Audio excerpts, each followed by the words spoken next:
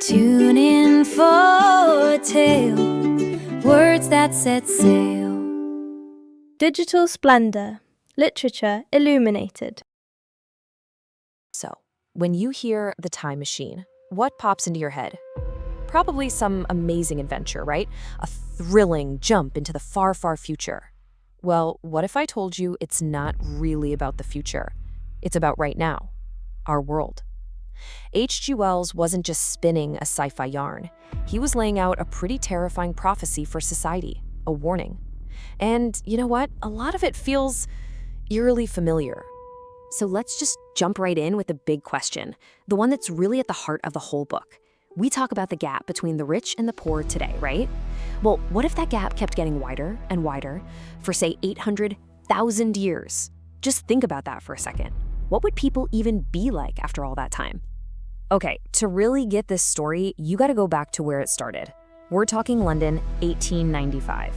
Picture it, the peak of the British Empire. Factories chugging along, incredible wealth being made. But just beneath all that glitter, there was this massive anxiety.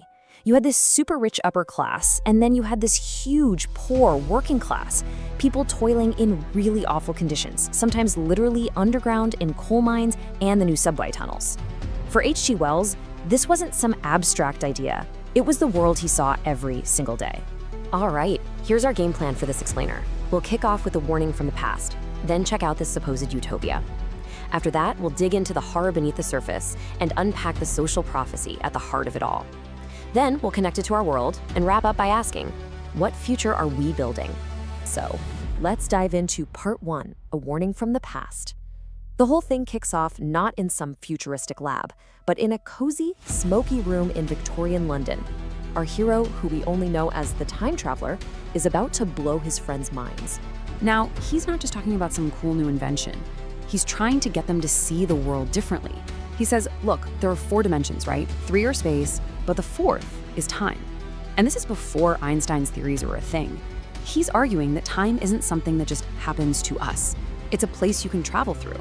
His friends, of course, think he's completely nuts, but he's convinced he's cracked the code. Part 2, the illusion of utopia. So, he does it. He pulls the lever and hurtles into the future. He's imagining what he'll find. Humanity perfected, right? No more war, no more sickness. Basically superhumans. What he actually finds is, well, not that. He doesn't just jump ahead a little bit. He lands in the year 802, 2701. The world he finds is beautiful. It's like a giant overgrown garden. And the people, well, they're not quite what anyone would have predicted. He finds a species called the Eloi, and at first glance, they seem perfect. They're these beautiful, graceful little people living in this gorgeous, flowery world. They just play and eat fruit, and that's it. But he quickly realizes something's off. They're incredibly frail, and they have the curiosity of a toddler. There's no spark, no drive. They're kind of vacant. So the time traveler's first guess is pretty logical. He thinks, okay, humanity must have solved everything. We beat nature, we beat disease, we made a perfect world. And what happens when there are no more struggles, no more challenges? Well, maybe strength and smarts just aren't needed anymore. So we got weaker, dumber. We became these pretty simple things enjoying the long, slow sunset of our species. Makes sense, right? Yeah, his thinking seems solid. After all the struggle, humanity finally got to rest. We won the battle, so we put our feet up. A nice, elegant theory. The only problem? It's totally 100% wrong. And the truth is a nightmare. Which brings us to part 3, horror beneath the surface. Because this perfect little garden world, it's all a lie. And our traveler's little vacation is about to turn into a fight for his life. He goes back to get his time machine, and it's gone. Just gone. And he knows these little Eloi couldn't have moved it. They're not strong enough, not smart enough. And that's when the panic sets in. He's not alone here. There's something else, something in the shadows. And then he discovers the awful truth. Humanity didn't just evolve. It's split. You've got the Eloi living up here in the sun. But deep underground in a massive system of dark tunnels, there's another species, the Morlocks. And these guys, the Morlocks, they are the complete opposite of the Eloi. They're these creepy, pale, ape-like things with big red eyes that can't stand the light. And guess what? They're the ones running all the machinery down below that keeps this whole garden world going. They are the descendants of the working class, pushed underground, and left there. Part 4. A chilling social prophecy. Suddenly, it all makes a horrible kind of sense. The time traveler finally gets it. This future isn't about humanity beating nature. It's about one part of humanity beating the other. Okay, so here's the theory, and it is a gut punch. Remember that class divide back in London? Wells imagined it just kept growing. The rich, the haves, they took the surface, the sunlight, the easy life.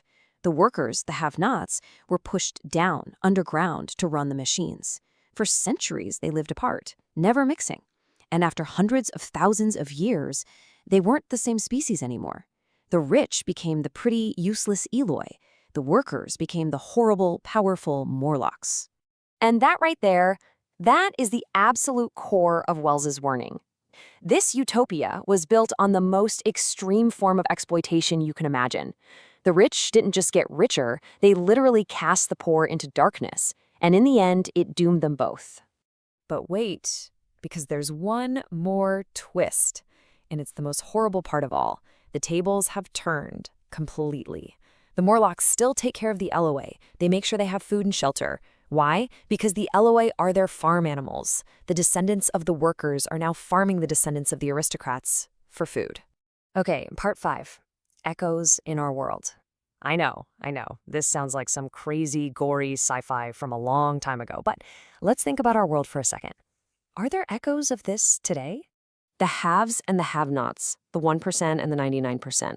The language is a bit different, but does the idea feel so strange? Think about it. We live in a world where you can get almost anything you want with the click of a button. But that convenience is powered by an army of gig workers, warehouse packers, delivery people, a workforce that's often invisible, working behind the scenes. Wells wasn't just dreaming up monsters. He was asking what happens when one part of society becomes completely detached from the labor that supports it. So that's the key, right? The book isn't about some distant future.